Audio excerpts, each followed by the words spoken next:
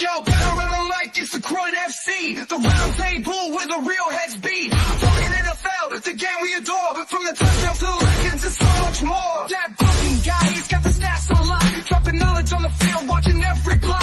Back and bleeding green, cheering loud and proud. In the sea of cheese, heads he's standing out the crowd. I can't hear with the looks and the smarts. Breaking down the plays and he does it with heart. Then the stout, solid like the line.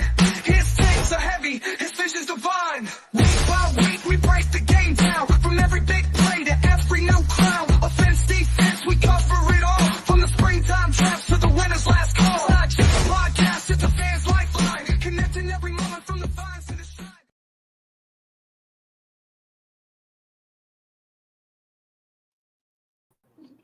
Good morning, gentlemen. Week 8 of the NFL season. We're the Krewe NFC Roundtable. I am Mike.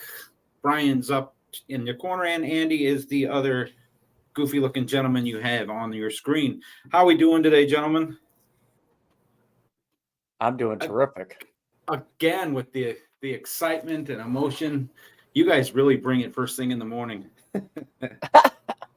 Hey, at least I said something. Right? I'm like Goof over there. Goof over there. Take So one of how's these fingers everything down. going? Guess which one?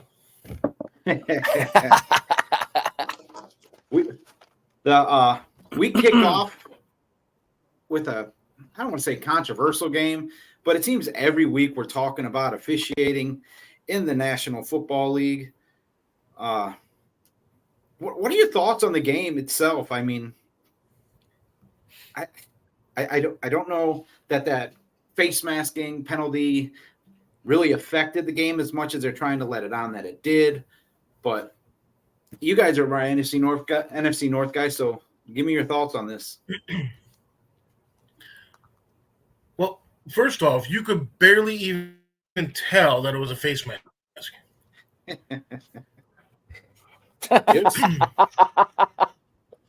It was rough. It was like a little ticky-tack thing. No, but see, it's kind of one of those things. Obviously, you want player safety and things like that. And, especially with something that was fairly egregious. I'm not going to lie, but what makes it kind of interesting is the resulting penalty and stuff like that, which I guess in general, or at least when it kind of gets right down to it, didn't necessarily make a massive deal, because Minnesota still lost. So, but officiating, of course, has to improve dramatically because of the way that things are going. But again, what makes it kind of weird is when you get the whole betting thing involved, and it's just it's a very interesting scenario. I mean, it may have not have made a difference in the game or the outcome of who was going to win and who's going to lose. I mean, I kind of agree with that. However, it resulted in a safety, right? And right, which is 2 points.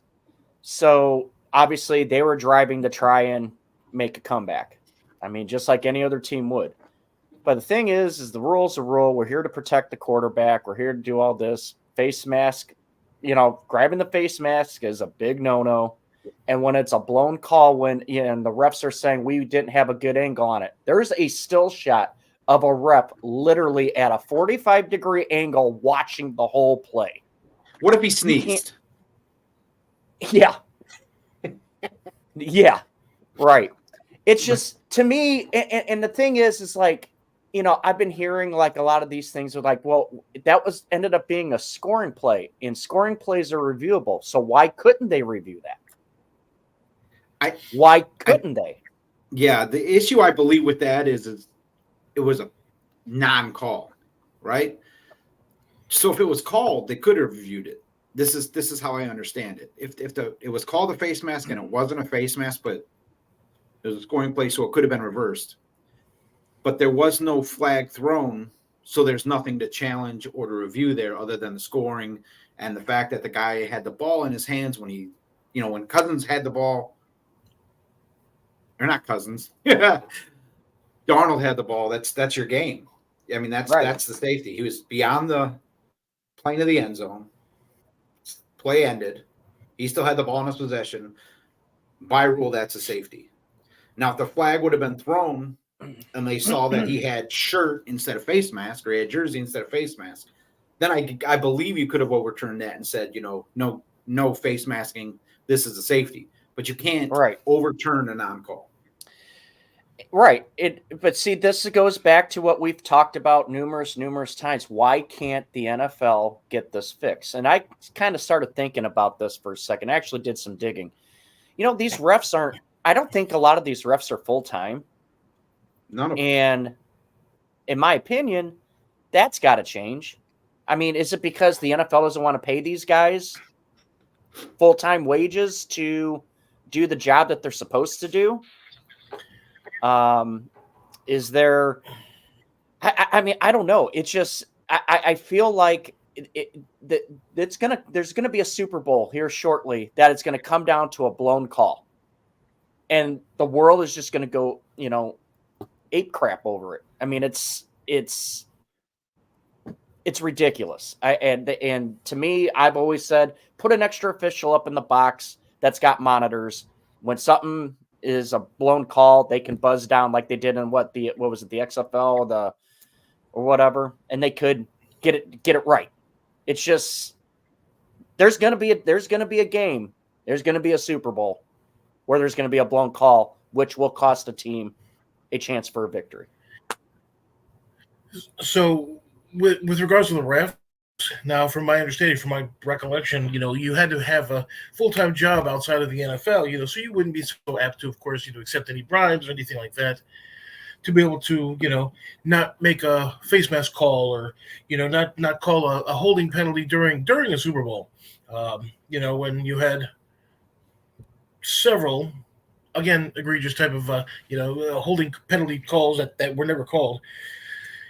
But that's one of the reasons why. And I totally agree. You actually had, you remember, of course, what was that? Even 5 years ago, 3 years ago, you had some of the referees that you're so incredibly used to, that you actually, that hockey, all those guys, those guys that you actually began to start to know because they've been there so long and they had a personality, but they actually did an excellent job. It's pretty much what it is.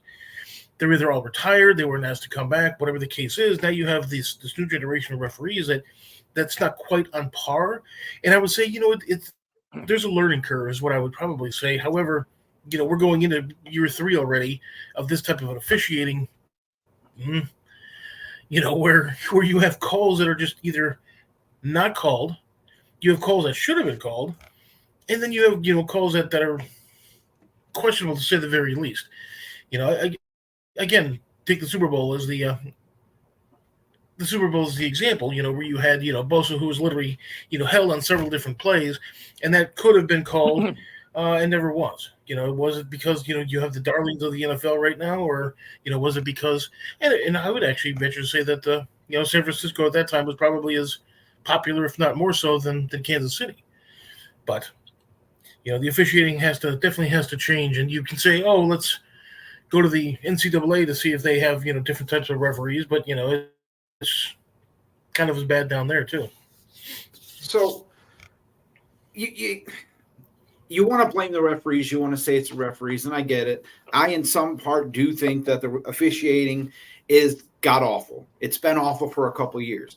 But let me ask you this. Is it awful because the officials are bad, or is it awful because they're not going over things properly prior to being put on the field? They're not getting that practice that you need. I mean, officiating, believe it or not, is actually fairly difficult. And they're always implementing new rules. You have the hip drop tackle that has yet to be called in a game. Chris Godwin lost his season. Record numbers this year, putting up probably the best season of his career. Hip drop tackle. Okay, great. After the game's over, after Godwin's been carted off the field, after all the chaos has ensued, the NFL comes back and says, oh, we got it wrong. We're going to fine Roquan Smith. He doesn't care. Do you think he cares he got fined? That's stupid. No, he probably just went ahead, opened his wallet, and said, here you go, boys. Yeah. I got what I wanted. Right.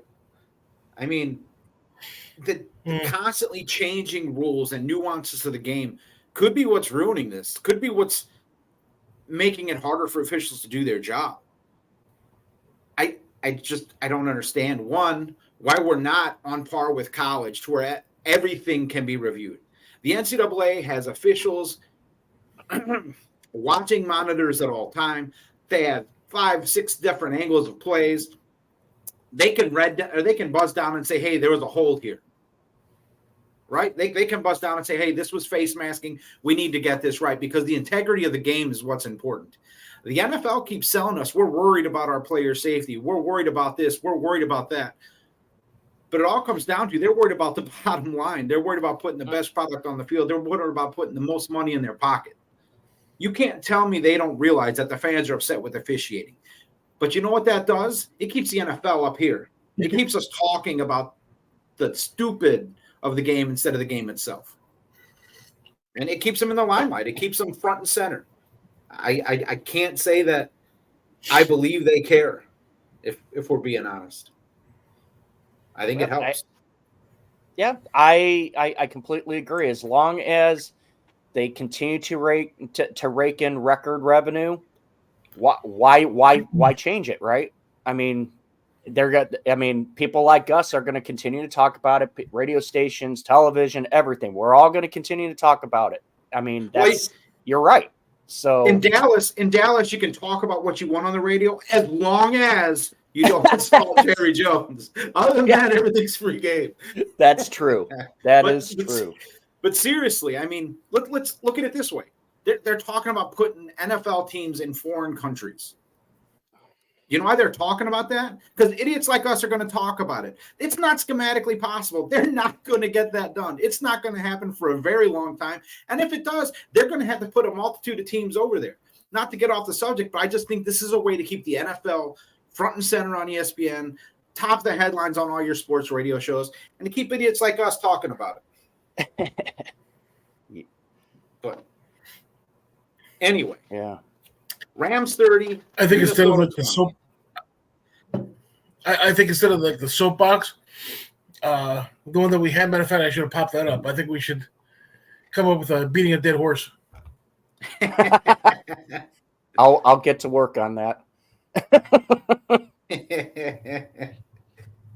Here's a good. Oh, thanks. Someone posted it for me. That's a great point, and it's never going to go away. You're never going to have people that aren't going to talk about that, right? I mean, officials are now, instead of just being a part of the field or being a part of the game or being there, they actually are being looked at as, well, why is this happening? Why is that happening? All because of a certain NBA official changed the course of games. So, but anyway, 30-20, Rams over Minnesota. You take those 2 points off the board. It's a one-possession game. Did it affect the outcome? Who knows? Anyway, we got other games going on in the NFL this week. You guys got some competitions up there in the north, so you guys want to dive into them for us, or you want me to go into the best conference ever? Oh, boy. If you want to go to the north, we can go to the north. Of course, Bears are taking on the Washington Commanders in Washington, Commanderville. So one of the things we were just actually talking about off is Jaquan Brisker. Of course, this is like week 47 of his concussion. It might end up being a little bit worse than hopefully. But I mean, I've had a concussion. I don't know, Mike, if you've had a concussion. Not that I remember. Exactly.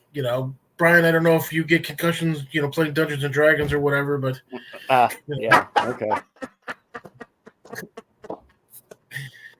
But, it's just one of those things where, and especially if you had multiples, look at the Tua thing, for example, you have enough and they're serious enough, it's going to put you on for a long time. And unfortunately, I don't know if this is one of those where, he might be looking at a potential early retirement, which would be, terrible. He was having a great year as well. However, think about it like this. It's just a game. It's a game that will actually be able to provide for you for hopefully an extended period of time. But it is just a game, and you're going to have to eventually, leave the game and actually do something else with your life, even if it's writing a book. whatever the case might be. So, hopefully he'll be able to come back.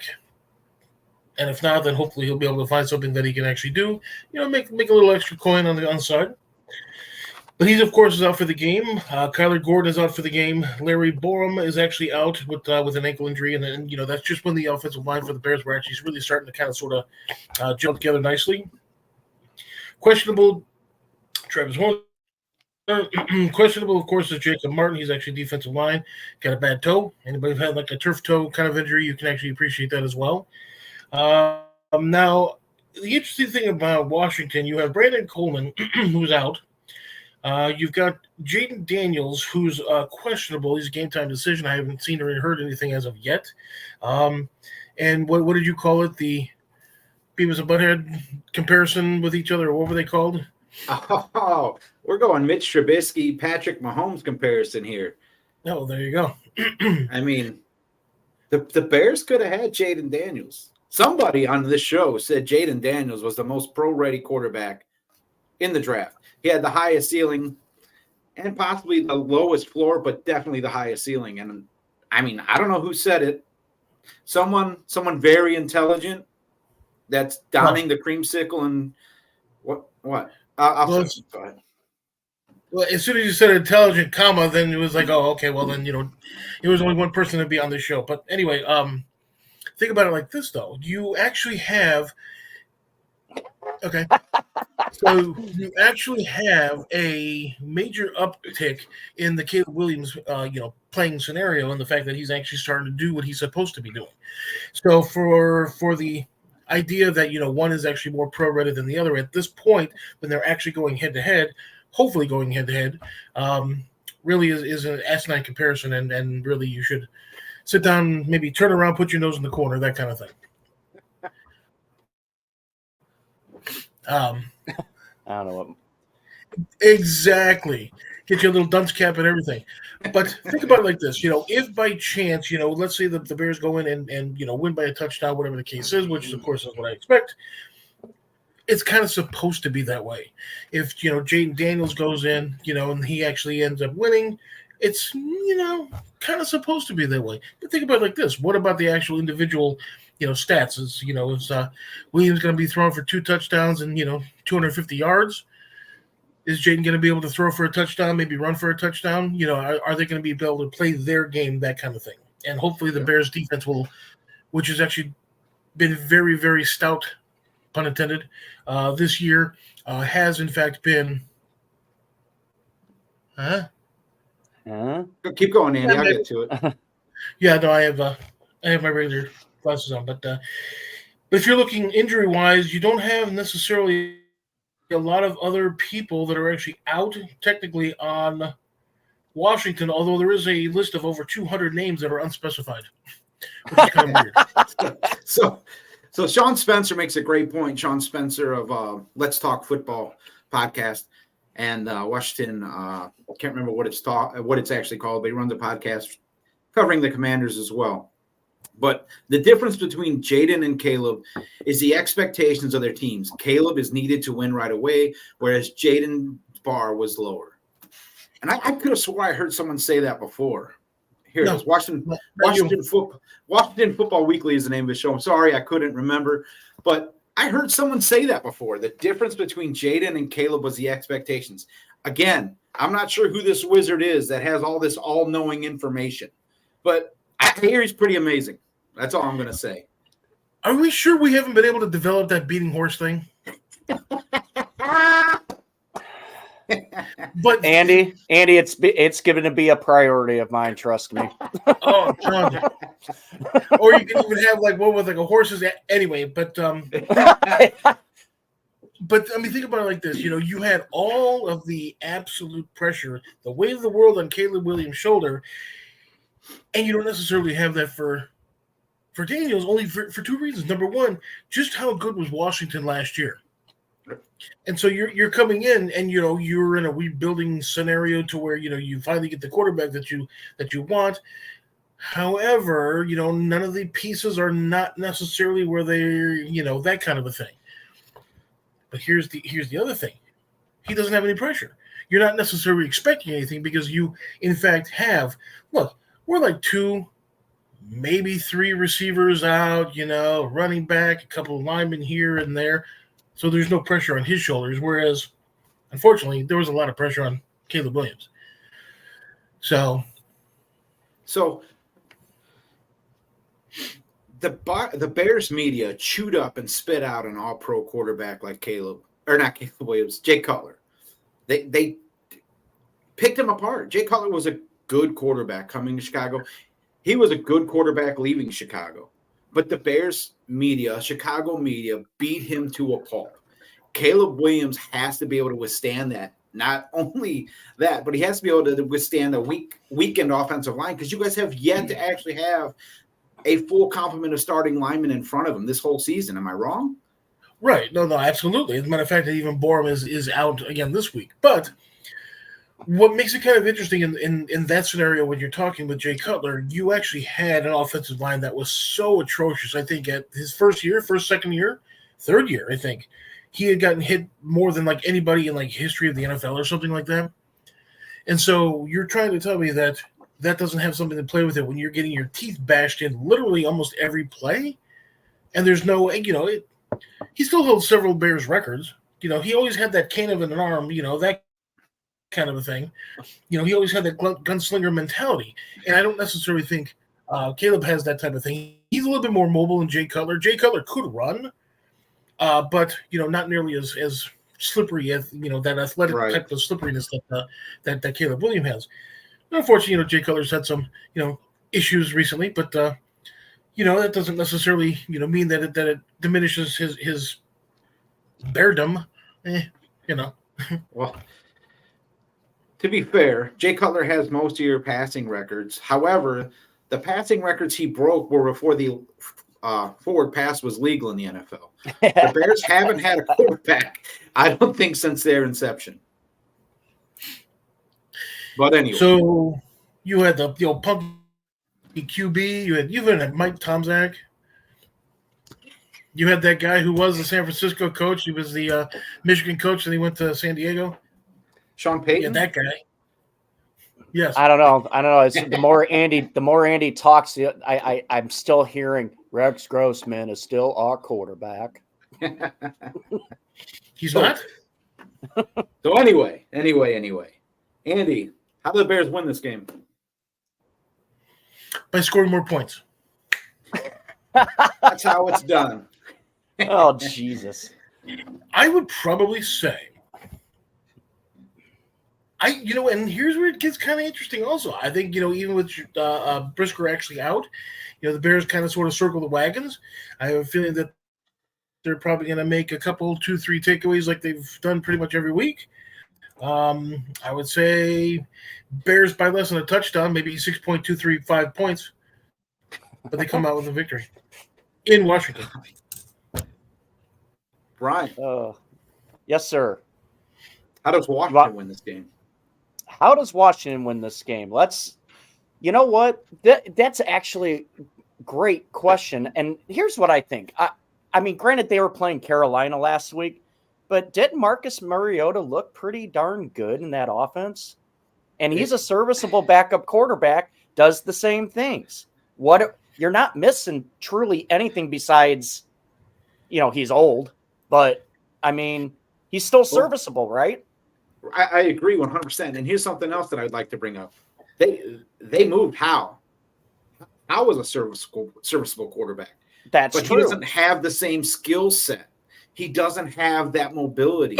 He doesn't have that RPO ability. He doesn't have that athleticism that you see in Mariota and you see in Daniels. So by bringing Mariota in, you don't have to change the playbook. Right. And actually, Sean Spencer brings up a really good point right there. They need to establish the run game against this Bears defense because the weakness is the secondary in the Bears defense. If you establish the run, that opens up the passing lanes, that opens up a lot of opportunity for Marcus Mariota in the offense. Now, defensively, I think Washington needs to key on one person today because I'm hearing the talk in Chicago that everybody thinks this is going to be the Rome Odunze coming out party today. That's the guy you want to look for today. I think if he has the big game, that's what the Bears are going to win this game. But if you key on him, you know, he like I said, he's due to break out. He's been getting better every week. You know, I agree with Andy. This game's going to be close. I think if Jayden Daniels does play, I think I'd give the Commanders a strong chance to win, especially knowing that they remember what happened to him last year. Correct. So you got Jayden Daniels playing today. Let's say he goes.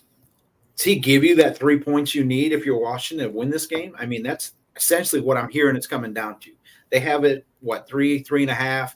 If Jayden Daniels plays, it changes your whole odds on the game, but how much does he affect it? That's what it's going to come down to.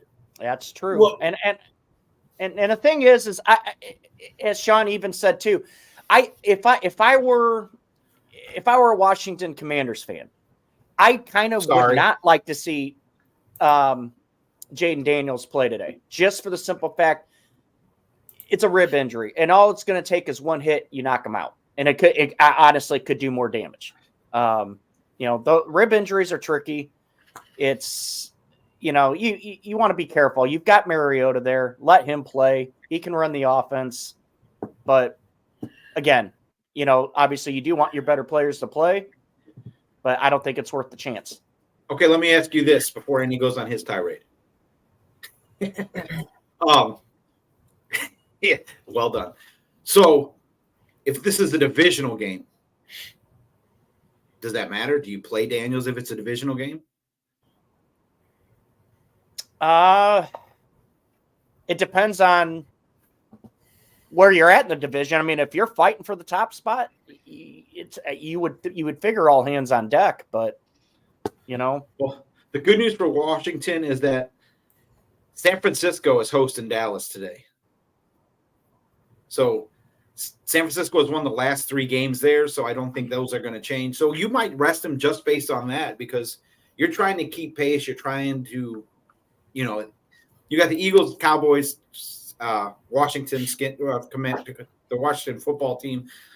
That's the division race right there. That's who you got to worry about.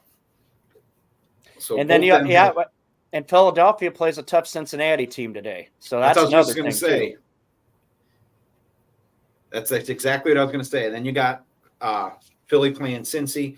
In Cincy, I believe, I might be wrong on that, but it's tough game wherever you're at. So I wouldn't play Mariota. I wouldn't play Daniels. I'd play Mariota myself. Go ahead, Andy. You had a comment?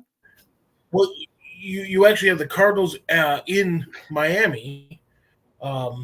I just thought we were throwing out random games. Oh my God, Jesus God! No, what I was going to mention before is the fact that, you know, if by chance, you know, you actually have an injury as, you know, as questionable as, you know, as Daniels has, I don't necessarily think I would play him. If you're looking for head-to-head, you know, and ratings and stuff like that, cool, that'd be fantastic. You know, you definitely should play him. But if you're looking for a long-term for this year, in which you've already surpassed the amount of wins you were supposed to have, and you have a decent shot of actually making the playoffs, maybe even, you know, making a little bit of a run, I don't think I would play him this week. You know, Mariota, of course, you know, he's I would say on the plus side of mediocre, and, you know, at this point, but he can still, for the most part, kind of sort of get it done. And it's just one game. You know, the division that you're in, you might be able to actually give that game away if it actually kind of came down to it. But, you know, if you want to be able to have him for the rest of the year, effectively for the rest of the year, I definitely would probably say sit him for today. I agree. But I think, you know, it could be like one of those head-to-head challenge kind of a games, you know, where you have 1 versus 2 kind of a deal, and you want to, you know. So, yeah, I don't know if you let it come to that. They're professionals now. That is true. So, but Brian, you got a game today as well. Yeah, we're making a trip down to Jacksonville to. All right, let's go to the next game. Perfect. I beat Andy to it. What do you got, Brian? So, anyways, looking at the injury report first and foremost, you know, the Corey Ballentine corner is not playing. He's out with the ankle injury, and Quay Walker right now is a game time decision due to a concussion. Don't know if he will suit up or not, but obviously that'll be a big loss if Krewe cannot play. Other than that, we're pretty good. Jaguars side, lot of unspecified. There's a few unspecified and a lot of questionables. Nothing glaring that I'm seeing. The biggest thing is my biggest concern is a cold weather team going down to heat and humidity, and it's supposed to be 85 degrees, I guess, today in Jacksonville. That can really hamper a team, especially when you're used to the conditions when they're coming from. I think the high yesterday was like 52 in Green Bay, so it'll be interesting to see how they come out. I personally don't see this as much of a game as long as Jordan Love limits the turnovers. He's been handing the ball out to the opposing defense this year.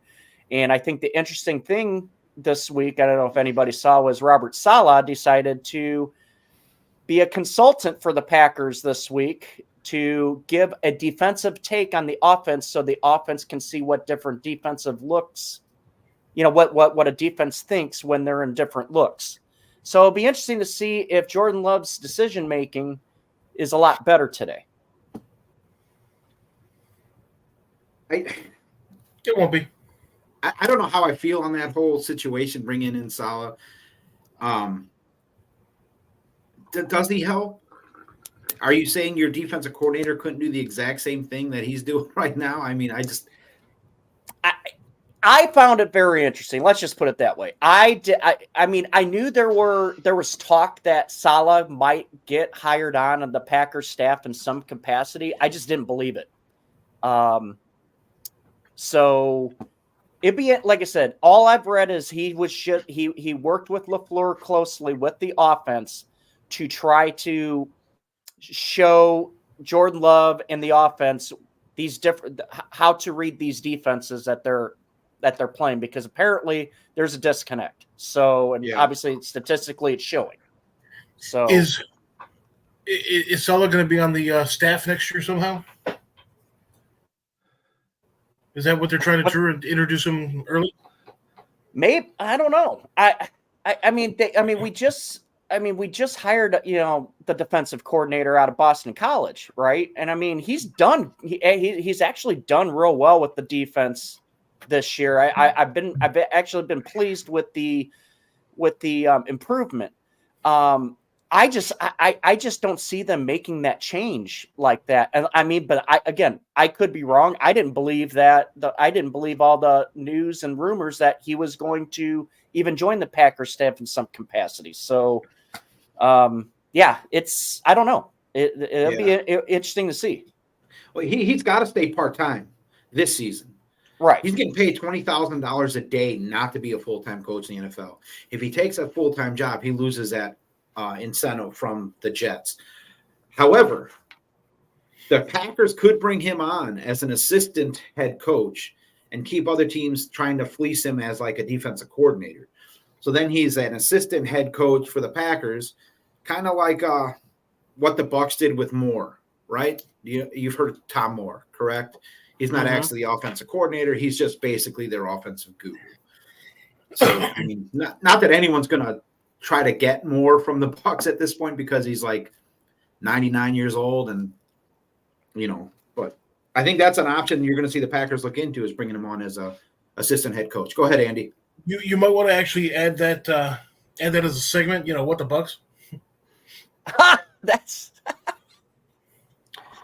because then you can actually throw all of your little news and tidbits in there and stuff like that. That actually, it's just one of those things. But that's pretty impressive. Oh, there goes the head grab again. So there goes the hairless dome grab. No, there's hair now, sort of hair. But anyway, Brian. Yo. Green Bay protects the ball. How do they lose this game?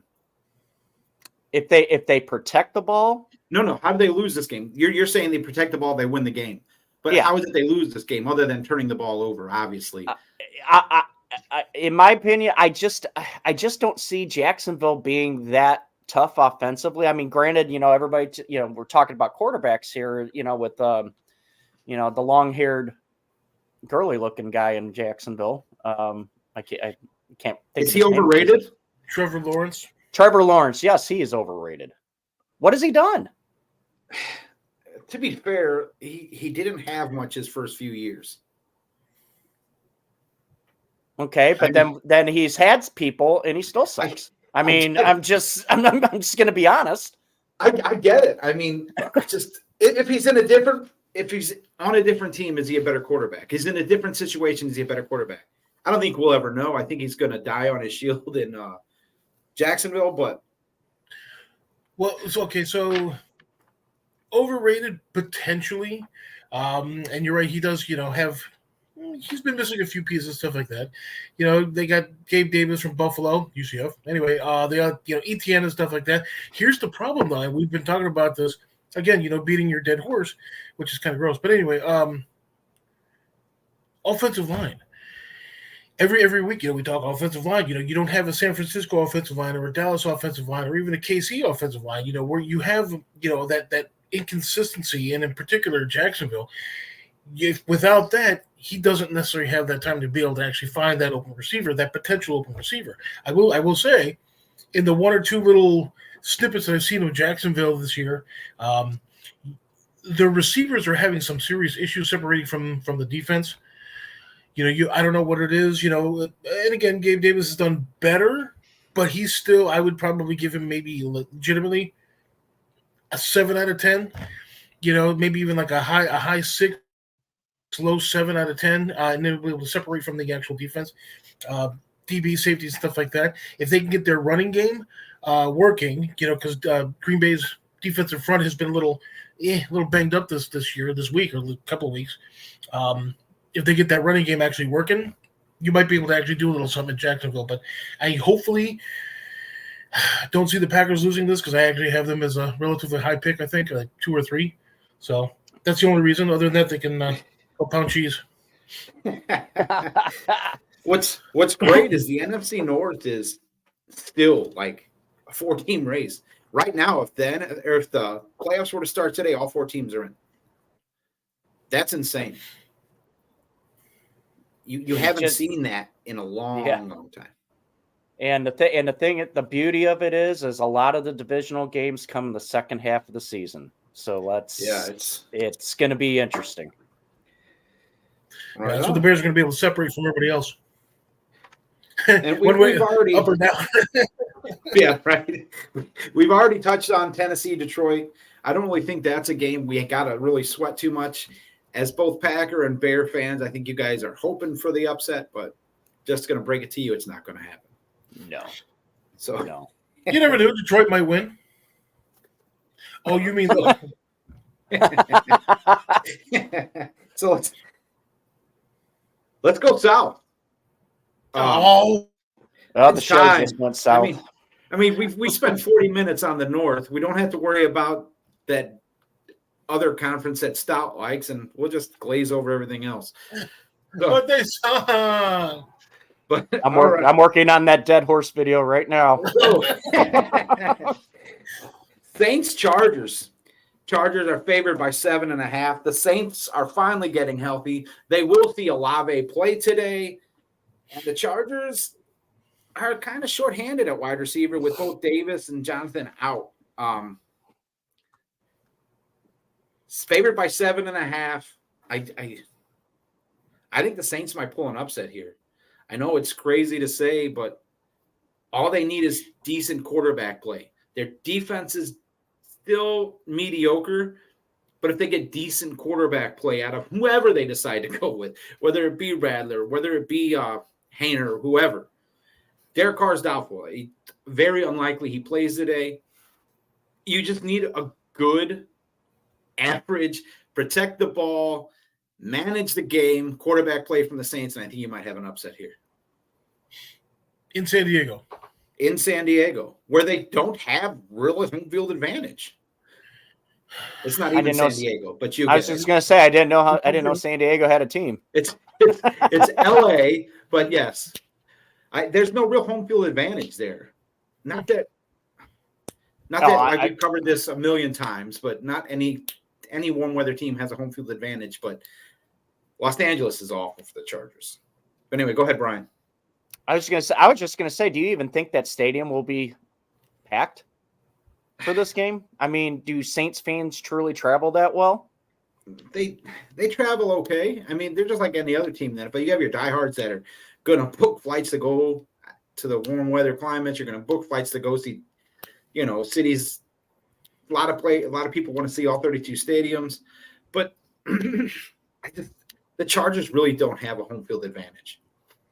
No. It's warm weather. Saints are a warm weather team. Saints playing the dome. It's not going to really affect them too much. I don't think you're going to see the cramping issues. I don't think you're going to see the dehydration. I just think it's going to come down to managing the game and protecting the ball on both sides, really. But Fox Sports has Chargers pulling it out. 7.5. Yeah, I know. I saw that. I thought that was very high. But Carolina goes to. He scored -7 touchdowns. It's weird. Carolina brings 7 players to actually match up against the Denver Broncos today. The injury list for the Carolina Panthers is over 15 people. How do you expect the team to compete like that? I mean, I just don't see it. Very carefully, apparently, you're going to have 18 people on the injured list then. With Denver's advantage is the altitude of the stadium. And I know they talk about it every time there's a home game there, but it does really impact the play of the game. And when you're already short this many players, you have this many players with injury, I don't see how Denver loses this game. So. Yeah, I don't see the Broncos are just going to be like, this is going to be almost like a exhibition game for them. Yeah. So let's get into this. I'm going to give you guys these stats, and you tell me what team it is. 21st in rushing yards allowed at 924. 29th in yards per carry at 5.3. Tied for 25th in TVs surrendered with 8 off the rush. Tied for 31st in most rushes over 20 yards. 31st in average defensive yards allowed per game at 386. 29th in passing yards per game at 254. 28th in points per game at 26. And 19th at third down success rate at 3.2. Bucks. What defensive team is that? Bucks. What'd you say, Andy? It is. That's a Tampa Bay Buccaneers. That's your vaulted or your that's Todd Bowles' defense. How does your defensive guru take that and say, here, this is what I'm giving you. This is what you have to accept. This is what you have to be okay with. How is your defensive guru? Go ahead, Andy. Because you're in the South, you have that slight leeway that you can actually get away with having that type of a defensive performance and still be competitive. There is no because you're in the South. Atlanta's up. Atlanta's got a half game right now over the Bucs because they beat them in Week 5. But how can you present that and not be on the hot seat? How is that okay? The league average for points per game is 21. If you can keep a team under 21 points, you have a great shot at winning the game. The Bucs are giving up 26 on average a game. 26. Your offense is number 2 in passing yards with 1,859. Number 1 in passing TDs with 18. Number 9 in thrown interceptions. Number 3 in completion yardage or in completions at 165. Number 6 in yards per attempt. You're number 7 in rushing yards per game. You're number 11 in 20-plus carries per game, meaning 20 yards or more per game. You're tied for the most 40-yard or more carries in the game, and you're 7th in the longest carry of the season. This is your offense. If you give that offense a defense, you will not lose a game this year. What is going on in Tampa? How is this what it's come to. How do you have a defensive-minded head coach, and this is what you're giving your fan base? This is what you're giving your players. This is what you're giving the city of Tampa. Wow. Where is that coming from? How are we not hearing Todd Bowles is on the hot seat still? I mean, if I'm going to give an observation from afar, first off, I ask, who all did you lose from last year defensively? Because defensively last year you guys were good, right? Devin White. Oh, somebody. And that is the show, fellas. Anyways, second of all, you're not going to fire a head coach who won the division last year and who's in the division hunt this year. So the seat can't be hot. I mean, that's gotta be. I mean, think about this. If Mike McCarthy hasn't been fired yet in Dallas for his dumb things he's doing to that team, why are you gonna fire Todd Bowles? Look, if the Dallas Cowboys is your benchmark, you need to set a new benchmark. You understand what I'm saying? Right. Lovie Smith was a defensive-minded head coach. The Bucs defense was good. They finally had an offensive coordinator in Cutter who came in and put that offense back on the map. And then they're like, "Oh, we can't lose Cutter. We'll just make him the head coach." Well, guess what? The same thing's going to happen here. Liam Cohen's going to get the head coaching job, and the Bucs are going to be back at where they were before. This has to be fixed. This has to be fixed now. Yeah, but with Godwin going down, think about it like this now. Oh, okay, you're not at full strength. You get a pass. That kind of thing. And you've had a lot of injuries, but, when one of your key players goes down like that actually gives you a little bit of a, hey, look, we would have done better if. We could have done this. I get that. And the Bucs are winning with backups. And the Bucs have yet to play a single game with every starter slated for the season, playing the entire game, playing together. They didn't have. No, I don't blame Bowles' injury with the refs. You play to win the game. I've already had this discussion. I've had it a million times. Sean Spencer asked before, those that are watching or listening without video, Sean Spencer asked, do you blame Bowles for Godwin's injury or the non-call on the refs? And I don't blame it on either. I just think the non-call was garbage. If you're going to implement a rule, it's got to be focused on. However, you play to win the game. You never know. If there's a 1% chance that I have an opportunity to win this game, I'm playing. If I'm in that situation, I'm playing. You're not taking me out of a game I have a chance to win. 1% chance, 0.5% chance. If there's time on that clock and we have the ball and I'm on offense, I'm playing. Why did Baltimore have their starters out on defense? If it wasn't possible for the Bucs to win the game, why didn't Baltimore pull their starters? But anyway.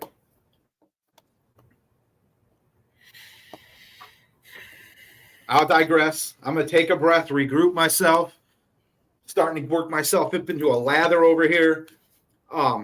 Anyway. You should see the horse. Here. Yeah. That's blue. This is fact. That's gross, Andy. This is facts right here.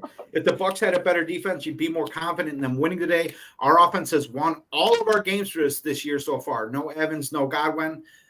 It's going to be tough. I mean, it's true. But if the Bucs can run the ball, that's how you win today. You run the ball. You incorporate your tight ends. You get Rashad White out and swing passes. Then you can take the top off the defense with Trey Palmer. Then you can you can get your rookie receiver going deep, going over the middle. But until you establish that ground game or the short passing game or the screen game, something that you're going to pull their defense up rather than let them play freely, it's going to be tough sledding for the Bucs today. Ooh, here's a tough question. Is this the last game you see Godwin in a Bucs jersey? And I'm going to answer that as a fan, I hope not. As a business owner, as a Bucs brass, it might be. You're coming off 2 leg injuries. He's not going to be healthier just because he's sitting out. That the injuries are going to be more suspect. However, by them not bringing in Cooper Kupp, by them not trading for a receiver, lets you know that they haven't given up on Godwin. They haven't, the hay's not in the barn there, so to speak. They're still that option. They're keeping that option open. So you might see Godwin back with the Bucs next year. This entire thing, actually two things. Number one, this entire thing circles around for some reason like horses and barnyard animals. Bucks, first off, Buccaneers, okay. Hay, take them out to pasture. And you can take the friggin', farm out of the kid. You can't take the kid out of the farm. Anyway. You want to talk about blabbering? You want to talk about blabbering? Bucks win. You didn't make it. I made it. I get to play it. The Bucks win this game with the good sound ground attack, control the clock, control field positions.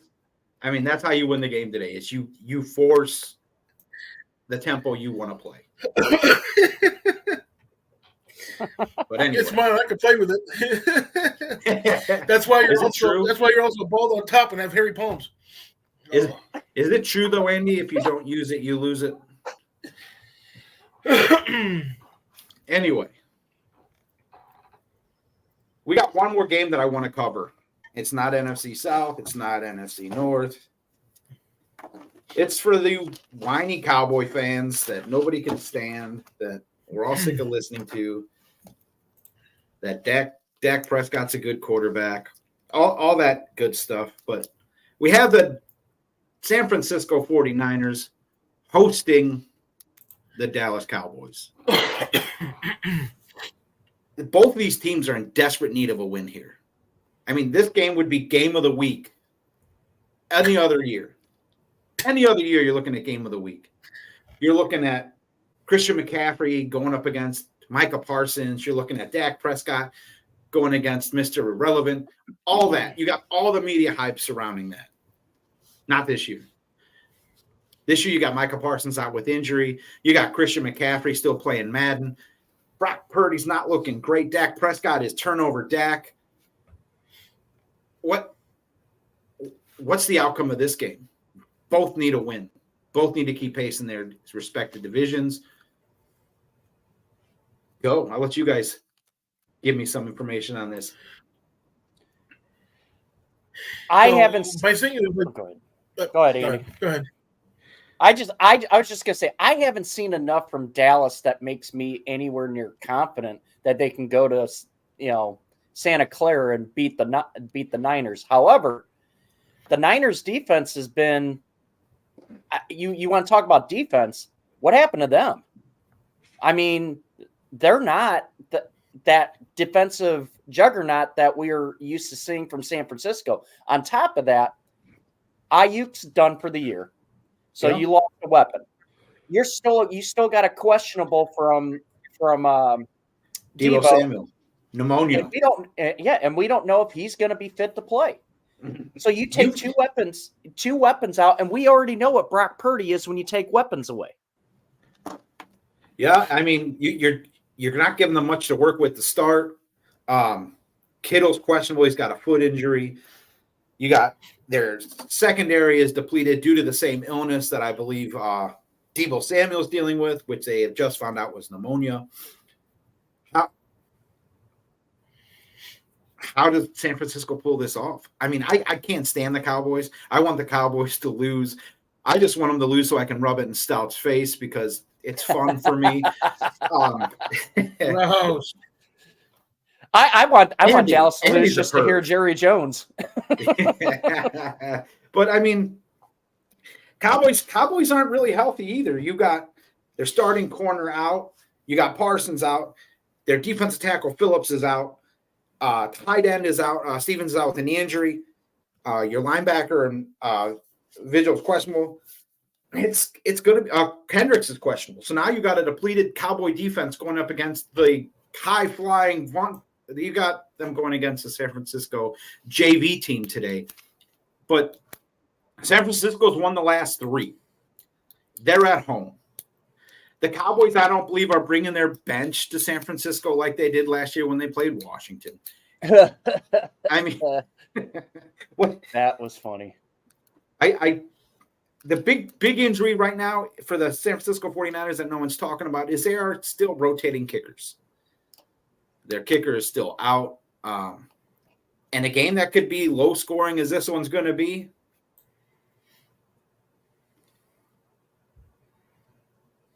I mean, what are you thinking here? I think San Francisco wins by a field goal, unfortunately. With the backup I think kicker. I'm kind of with the I think I'm kind of with Ben, and I kind of see the Cowboys actually pulling this one out, just because for a couple of reasons. Number one, they're used to their mediocrity, so they can play with it better. And you're right. The San Francisco defense isn't necessarily what it was last year. Their offense could be, even though you're minus McCaffrey, you still you still get a running game together, because your offensive line still is your offensive line. Did actually Trent Williams get suspended for that punch last week? Believe so. I don't believe he has. I haven't saw anything. Yeah, so if he's actually playing this week, that shouldn't be a major thing. They still have the opportunity to be able to actually score some points. However, unfortunately, I kind of see Dallas maybe pulling this out by, matter of fact, that 3 points. But Brian. It comes down to, in my opinion, it comes down to which quarterback plays better. That's bottom line. And Dak has sucked this year. Purdy hasn't really fared much better. So yeah, I think it's Purdy. I think it's whatever quarterback plays better, that team's going to win. That's my opinion. Copy that. Brian, you got some pets for us? Sure.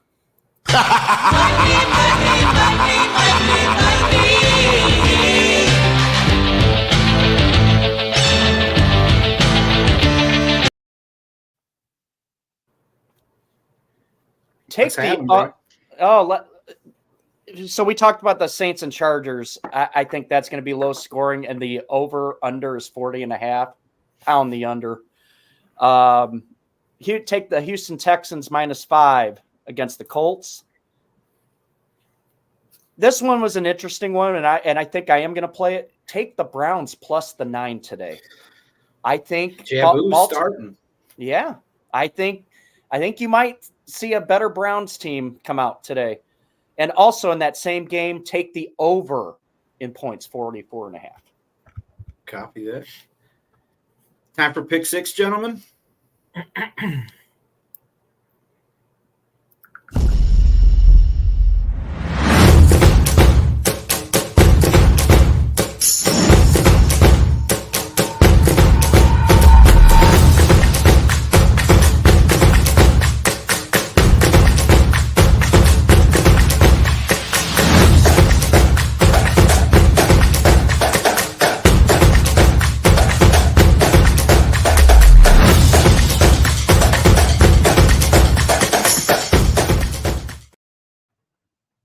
Okay, that's longer than the intro.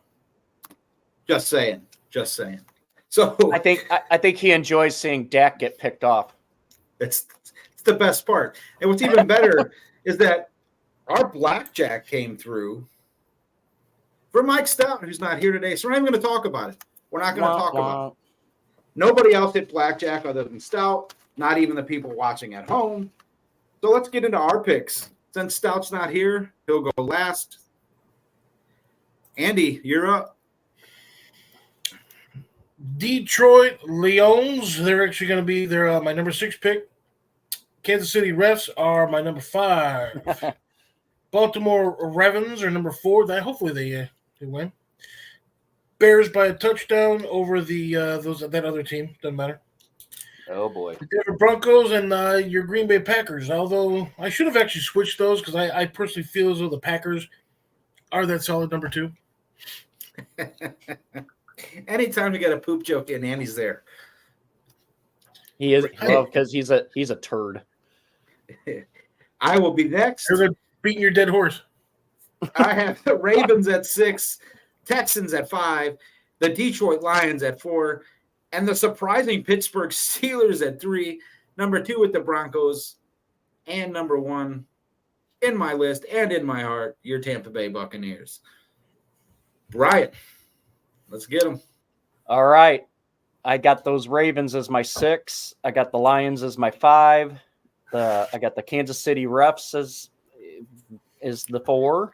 I got the Denver Broncos as the number 3. Sorry, Mike. Atlanta, number 2. No, I'm good with it. Every time you guys pick the Bucs to win, they lose. So let's go with this. And then I always do this because I never like to. I'm kind of like you, Mike. I always don't put my team up that high. So I got my Packers as my 1. So right on. So here we go. You're saying are they a solid 1 or are they a fluid 1? All right, then. So, without our blackjack winner last week, let's give Mike his praise. Okay, that's enough. At 6, we have the Ravens. 5, we have the Packers. 4, we have the Broncos. 3, he's got the Chiefs. 2, he's got Houston. And number 1, because he does not believe in his team at all, and the sky is always falling in Dallas, he has the Cowboys. And it's picked off. You gentlemen have any clothing? Why can't I say that? Why can I never say closing thoughts? Because you're drinking? Because we have no. I wish. I wish I were. But anyway, any closing thoughts, gentlemen? Awesome. As always, I'd like to thank our wives, girlfriends, families, non-families, friends, whoever it is that's allowing us to do this stupid show every week. It takes a lot of time and effort to go into this, so I do thank our wives. Truly appreciate it. Until next week, have a great night.